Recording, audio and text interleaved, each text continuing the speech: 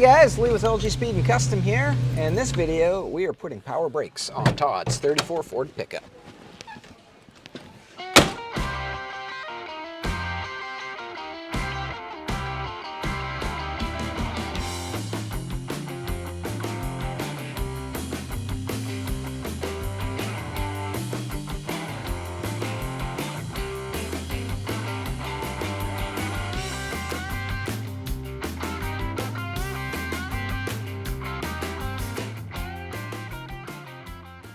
We're back on Todd's 34 Ford pickup. We just did a video not long ago on getting the power windows to work in this truck. This was Todd's dad's truck. Todd's dad built this truck, and unfortunately, Todd's dad has passed away, but now it's Todd's truck. So Todd's pretty eager to get it back on the road again and start putting some miles on it. He wants to do a couple upgrades on it. Power steering and power brakes. Power brakes is what we're going to be covering in this video. So this truck currently has what I believe is like a Pete and Jake's manual brake setup on it. So what I have ordered is a Pete and Jake's power brake kit. This comes with the bracket that bolts to the original X member in the truck. It comes with a pedal, although we might be able to reuse the pedal that's in that truck. Brake booster, and a GM Corvette style master cylinder. We got some hardware, some brake bleeding stuff. The majority of what we're going to need to do this brake swap. It should be pretty straightforward. I think we're going to lift the truck up in the air, pull the old system out, and start fitting this system. When I'm doing any sort of brake work on cars, I always like to take them for a test drive first just to see how they stopped before. Because there's too many times where I've like gone on a road test and been like, oh, that's a weird little squeak. Was that there before? Or this pedal feels funny. Was it like that before? I don't know. So let's go for a road test first. One thing I noticed is this brake pedal comes really close to the floor. So now that I'm aware that that's how it was before, when we put this back together and go to bleed the brakes and it has a low pedal, we'll know that that's kind of normal. That's the way it was before.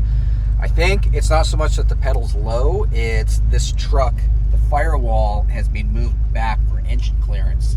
So as a result, there's less space in the cab. It's actually really tight in here. Whoever drives this truck hopefully has really short legs.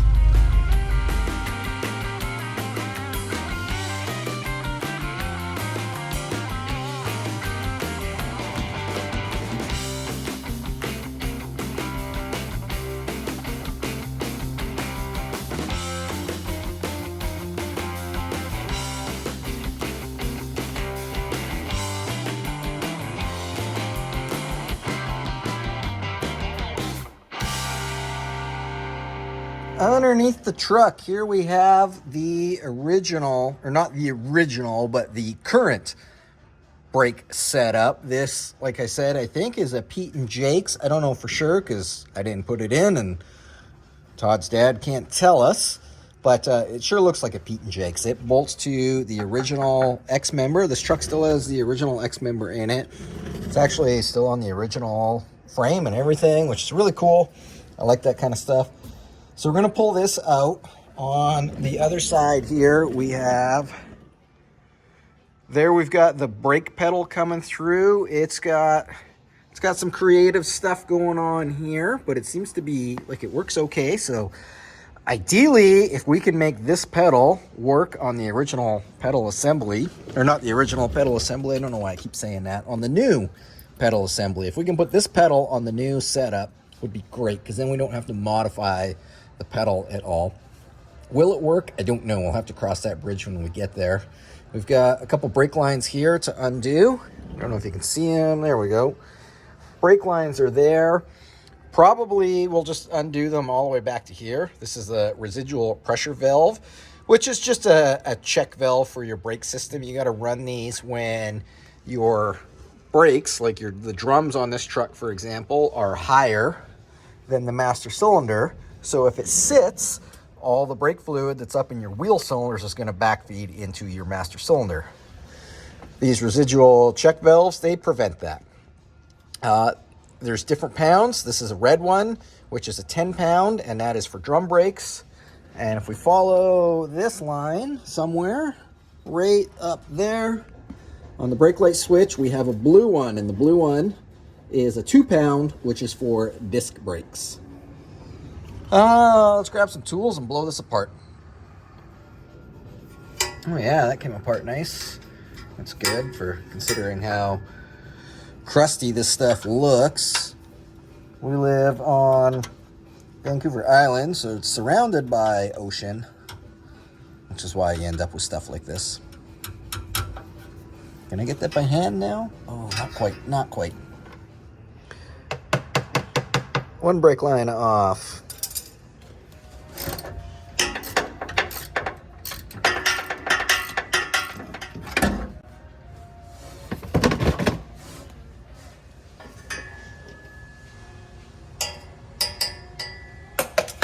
Gonna take the pedal off next, and hopefully I can just kind of leave it in there out of the way, but we might have to take it right out. It is super tight in here. Hopefully there's enough room between the pedal assembly and the transmission to actually slide this pedal out.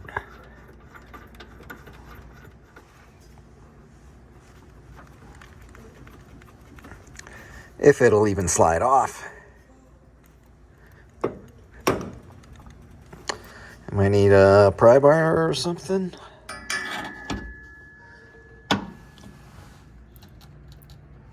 It's moving. Very, very stiff though. And it stopped. Did we hit the transmission?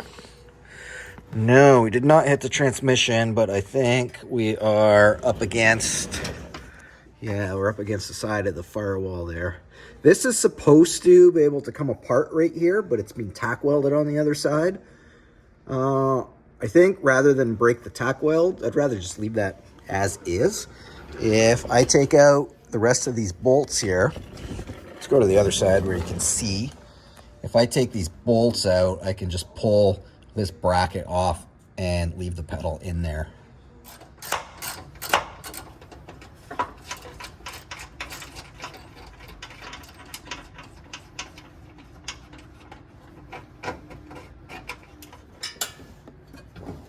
This last one is super awkward. Couldn't get a ratchet or a ratchet wrench on it. But I got it. It's gonna be okay.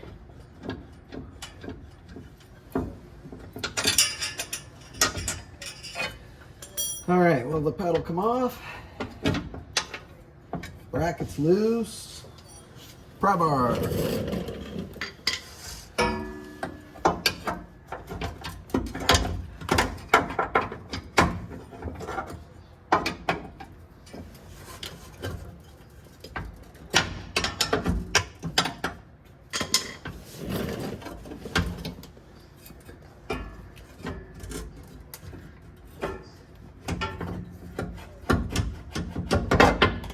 All right.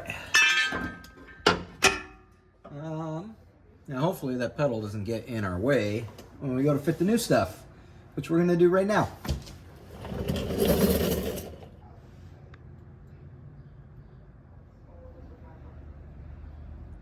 I've got the manual brake and the power brake brackets beside each other on the bench now, and everything, these holes and these holes all look the same. This looks to be in about the same spot, you know, eyeballing it, of course, but I think our plan of keeping the pedal that was on here and just transferring it onto here is gonna work, because this pedal that it comes with is, as you can see, it's straight.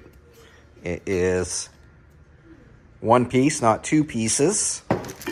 And the one piece, two piece thing isn't a huge deal, but as you can see, actually we can get that right out now, can't we? As you can see, it is definitely not straight. It's got a kink in it to get around the steering column and linkage. It also, if we eyeball those the same, it also has a slightly different arc to it. I mean, we could make this pedal work, but this one already works, so hey, why don't we see if it fits right now?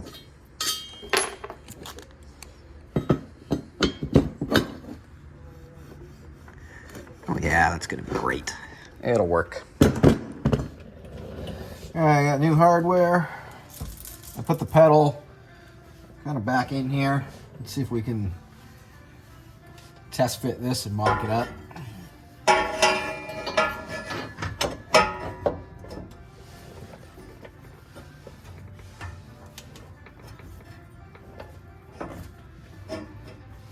I think our front brake line might need to get rerouted. No, it shouldn't, because that'll slide back. I think. I hope.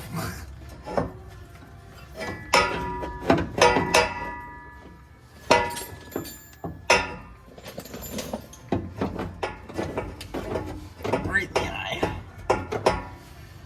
All right, let's get some bolts in here.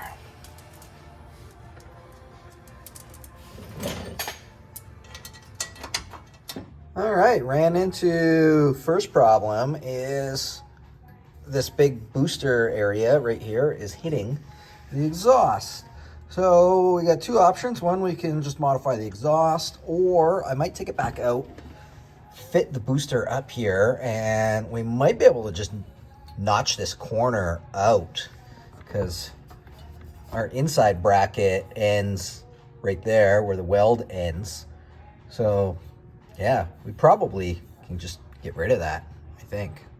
I'm just gonna fit the booster quickly first, because if the booster comes out to here, then it doesn't really matter. It's gonna be close.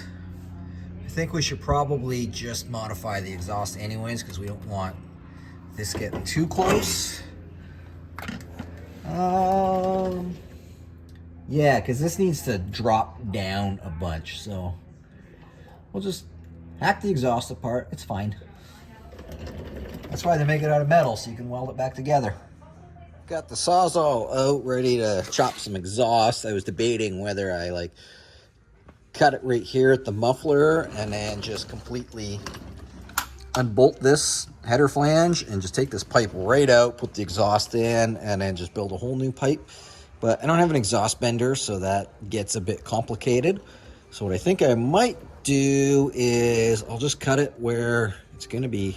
I don't know, because the more I think about it, it's like, I don't know, I just don't know. I got this guy right here. I'm not sure what this thing is. I've seen it on cars before. But that means it's really tight in here, and if I cut it back here, then I have tons of room to I'm not fighting with the pedal and the exhaust anymore. And then if I cut it back here, I got lots of room to plumb everything. So at that point, might as well just take the whole thing off. I don't want to go any lower with the exhaust. When we put the booster in, I don't want to drop the exhaust down like that around it, because this truck is really low. It's already had ground clearance rubbish in the past, and this is the lowest point right here at the bottom of the fender, and that's just about where the booster's going to be.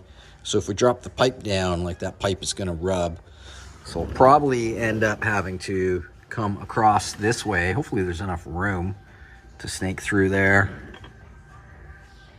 I don't know.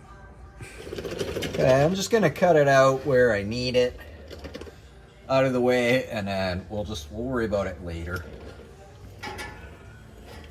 There.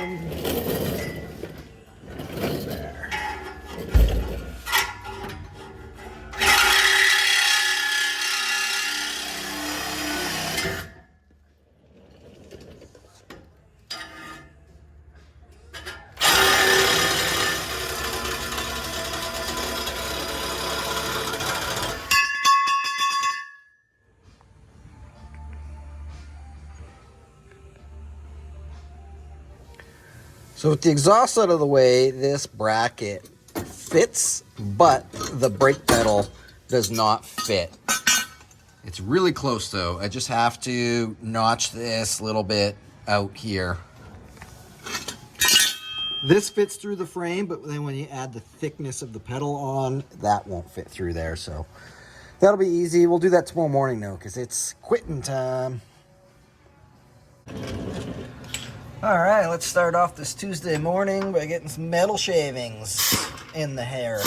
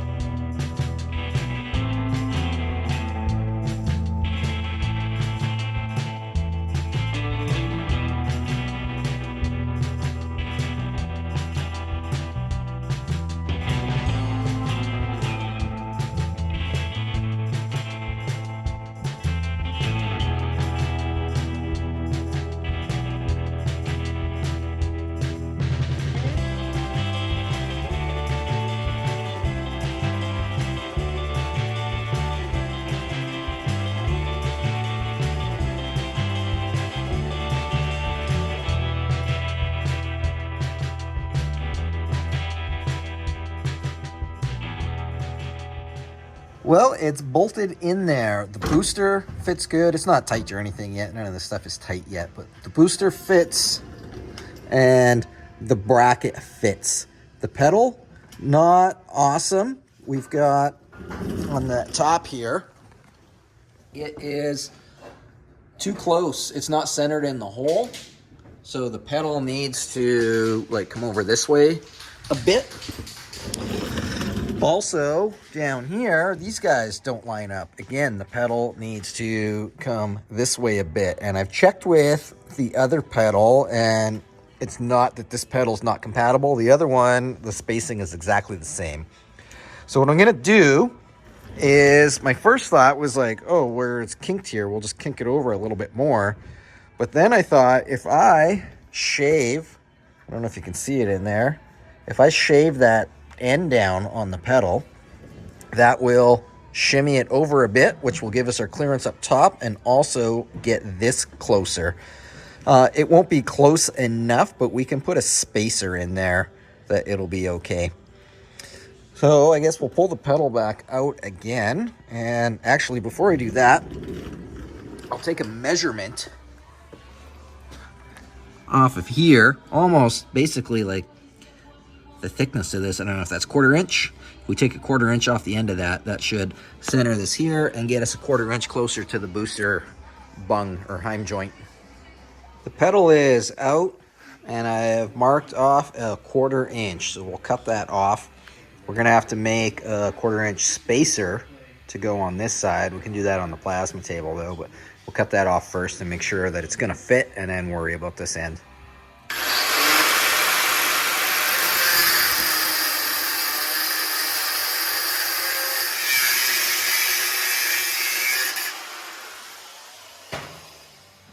Go give this a try and see how it fits. I've got the pedal mocked back up in here and it's moved over enough that it's not rubbing anymore, but it does need to go more, and there's room to go more from where we trimmed, but we need to trim a little bit more of the frame. It is still touching right up on top there.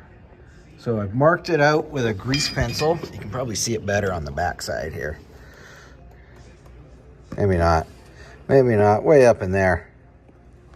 Anyways, I've marked it out with a grease pencil. We'll pull it apart one more time, probably 5 more times actually, and we'll trim that little back section and then it should clear. I've got the pedal assembly all back out again, and now you can see where we've got to clearance it a little bit more. And it's just rubbing on, where'd the pedal go here? It's just rubbing on this edge right here. When that goes through, that part's rubbing on the frame, so just a minor inconvenience.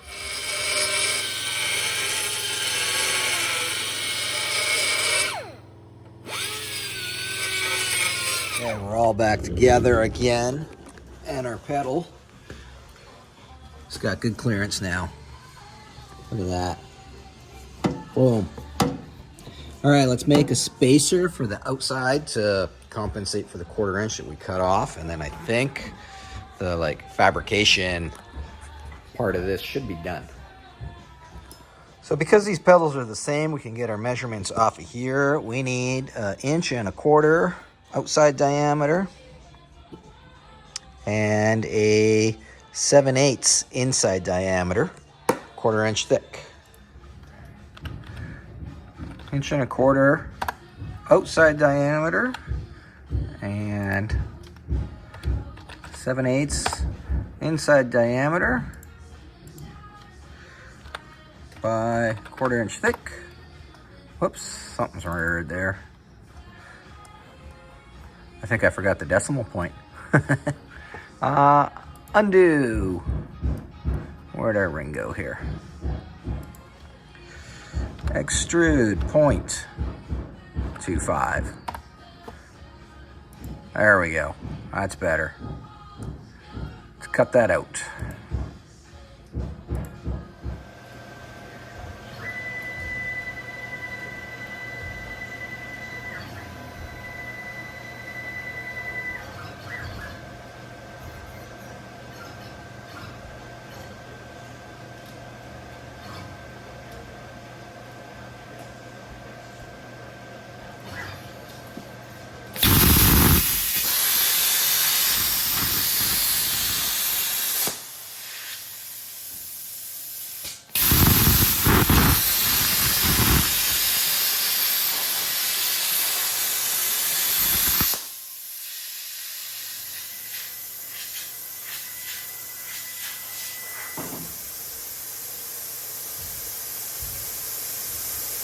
Oh.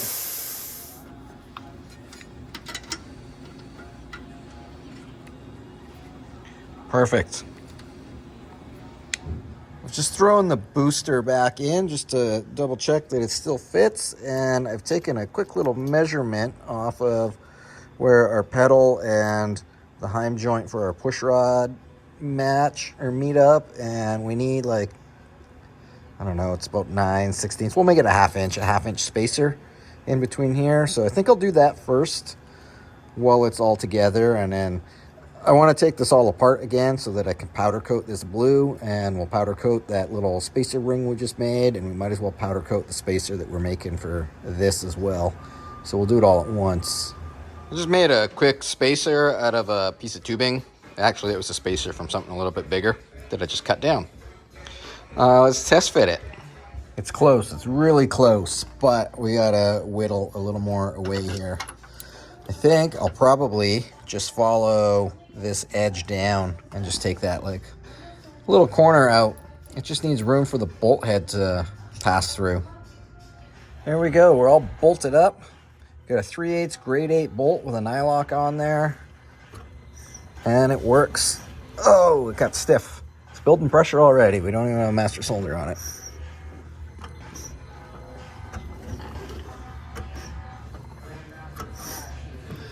Before I blow this all apart now, I just want to quickly mock up the master cylinder on the back. I don't think we'll have any issues, but I just want to make sure. Master cylinder is bolted on, and it is close, but it clears by, like, just a sliver. So these aftermarket Corvette style master cylinders have ports on all the sides, which is great because there's absolutely no way we can get to these ones. In fact, I just realized we're gonna have to put a plug in this one, and that might get a little bit weird. Maybe we can get a flush mounted plug. I don't know. We'll cross that bridge later. But our main, like, we can just run our brake lines out of this side. From there up to here for the front, and then our rear from here to our proportioning valve back here. Or not proportioning valve, residual pressure valve. I am confident that this is going to work now, so we can blow this all apart and put a little bit of blue on our brackets.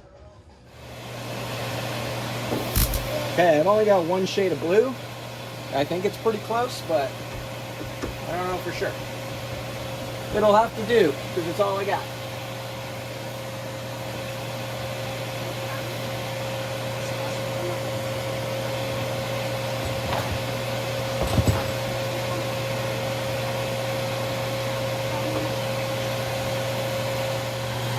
Gonna wipe the blue off here because powder coat's pretty thick, and we'll have to sand it all off to get the pedal back on. But this way we don't have to sand it off.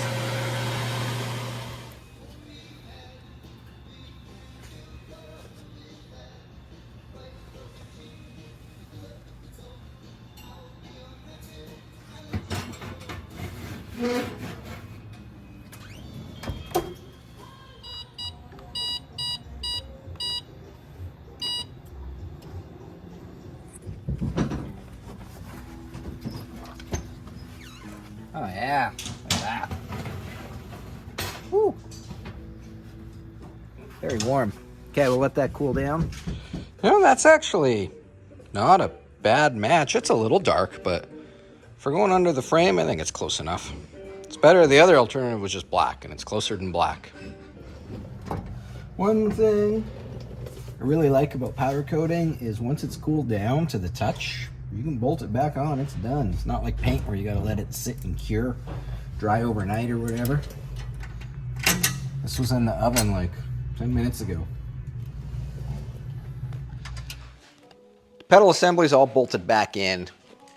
Booster and master cylinder time.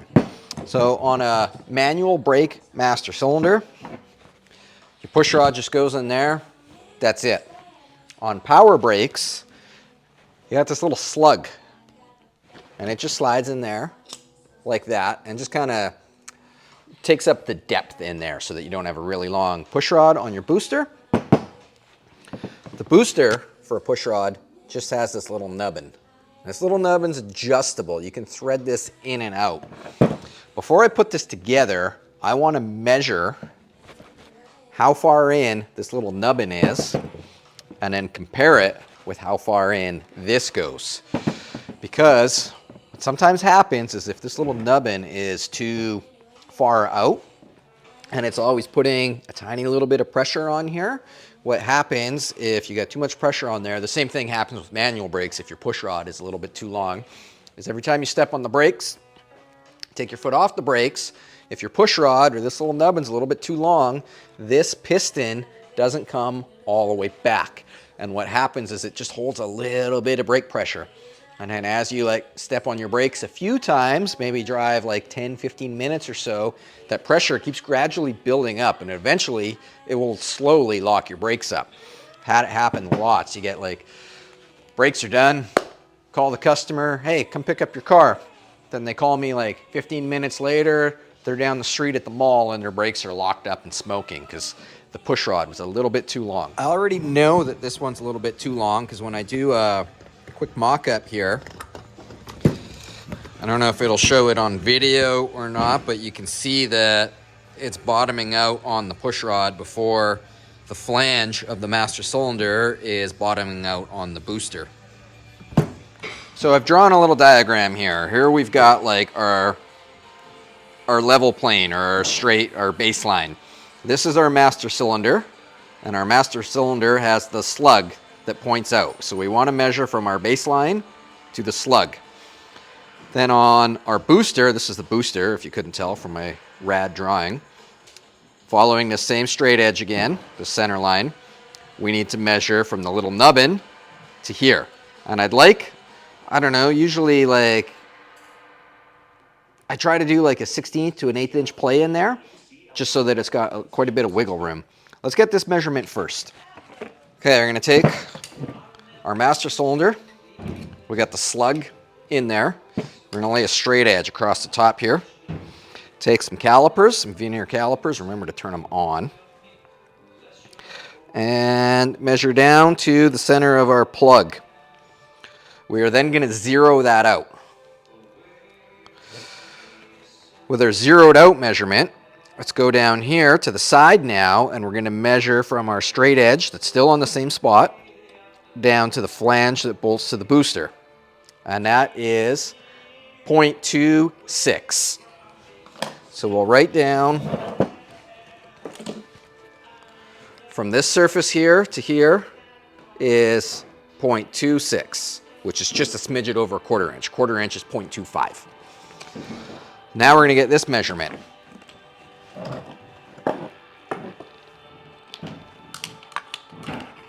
from here, we're going to lay it across just like that. Measure down like that. Zero it out. Now we'll measure from our straight edge again down to our little nubbin there. And that is 0.22. So this is poking out 0.26, and from here to here is 0.22. So that is 0.4 thou that this is too far this way. And then we want 1/8 of an inch. So if we're at -4 thou and we want an 1/8 inch free play, which an 1/8 inch is 125 thou, then we need to adjust our depth here 129 thou, which is 125 is 1/8 of an inch, so 129, let's just call it 130. I don't know if there is 130 thou adjustment in there. Might be, it'd be close. The other thing we can do is just shave the end of this off 130 thou, which is, about that much. We'll shave that much off and go from there. Actually, do I want to shave that off or should I try to adjust this? I don't think there is enough adjustment in there. I need to get little tiny calipers to go in there. It'll be close. Let's try it first. Why not? This is on the jam nut. There's a 5/16 flat wrench, and then I've got a 9/32 socket. And it's incredibly awkward to get to because it's way down in there. Oh, there we go. Okay, that's all the way in. Let's give that a try. Just going to tighten it up again.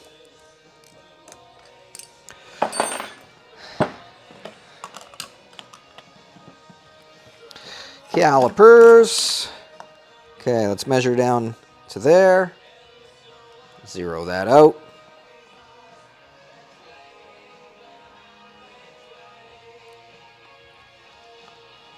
.35. So this is now 0.35 in. So let's go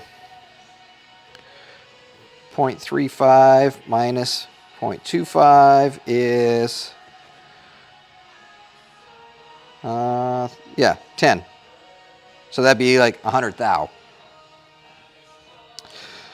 We wanted 125, we got 100. That's probably close enough. I don't think 5 thou will make that much difference. Let's bolt this or slide the slug back in and just mock it up again. Yeah, and I can feel it bottom out on there before, so I think we're good. That's probably close enough. All right, I'm gonna stop for lunch, and after lunch, start putting this together. So just to go over that again, this is actually, so 0.35 is actually 350 thou, which is almost 3/8 of an inch. 3/8 is 0.375. And then I wrote down 0.25 just for easy math, but we're actually 0.26, which is 260 thou. So when we subtract that, 350 from 260, we are at 90 thousandths of an inch, which I think will be fine. Let's open that up on here. Let's point, oh, these calipers are not great. There we go, that's 90 thou right there. That's how much of a gap we have between our little nubbin in here and our slug in here. They have that much space. So when you step on the brakes, the brake booster will have to move that far before it will engage the piston, which is perfect because that way when you let go of the brakes, the piston has this much room to go back. Hopefully that makes sense. I've bolted the booster on and hooked up the pedal. That's all happy. I just quickly threw the master cylinder on one more time, but with the plugs in this end. Those guys there. And just as I thought, this one is hitting. As you can see, we're up against the frame or the X member there, and it's still not tight. So I just made a mark on it with the grease pencil again, and it's really close to this like factory hole in the frame right there. So I think we'll just open that up a little bit just to give it some clearance so that when we tighten this up, it doesn't break things. This little carbide bit is definitely the MVP on this project. Got this opened up. Let's fit our master again. Look at that. All the room. You can't see it. There's an exhaust pipe in the way. You'll have to take my word for it. It fits.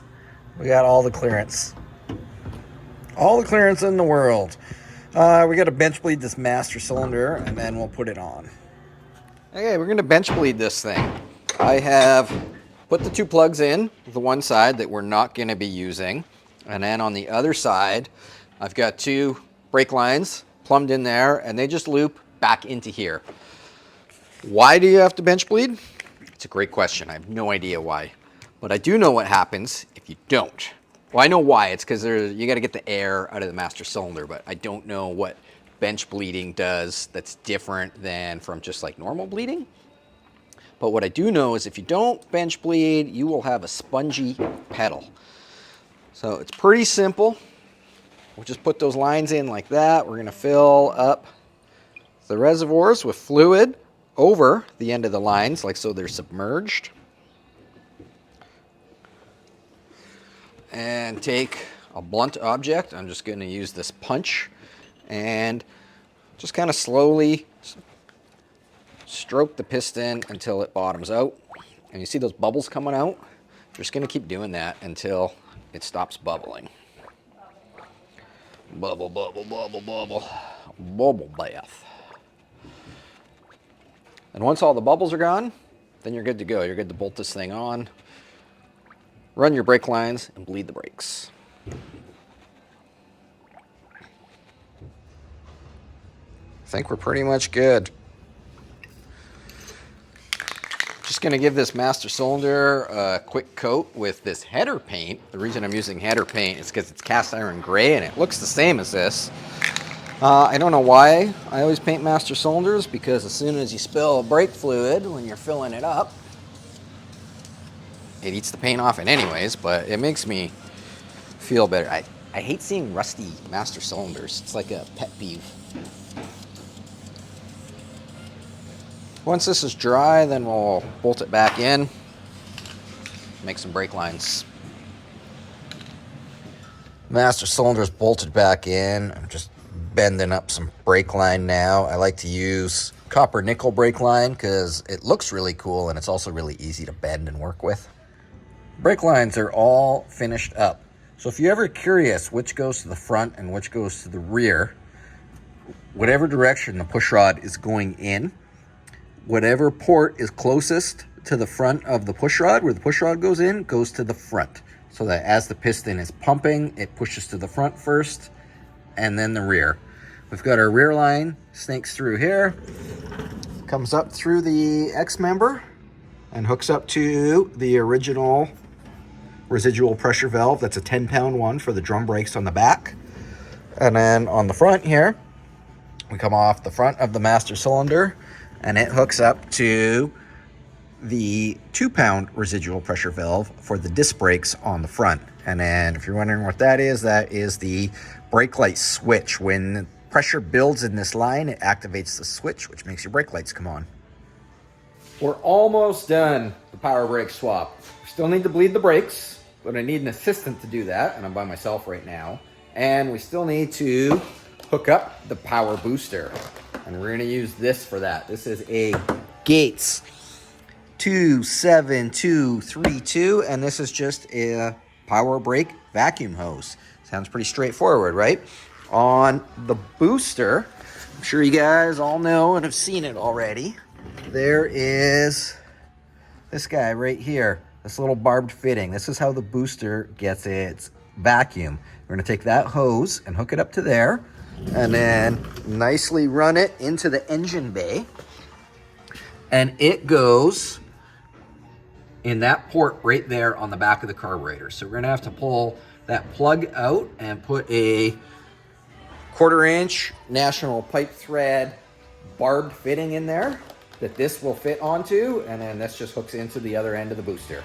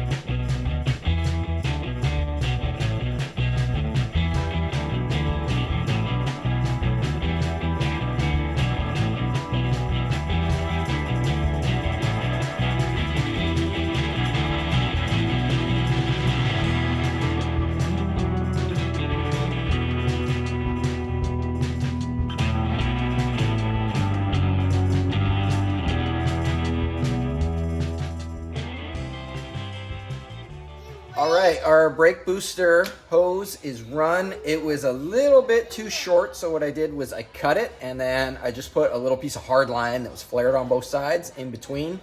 I only had to extend it like, I think 8 inches or so. That's done. All that's left now is just bleed the brakes. And I have a brake bleeding assistant.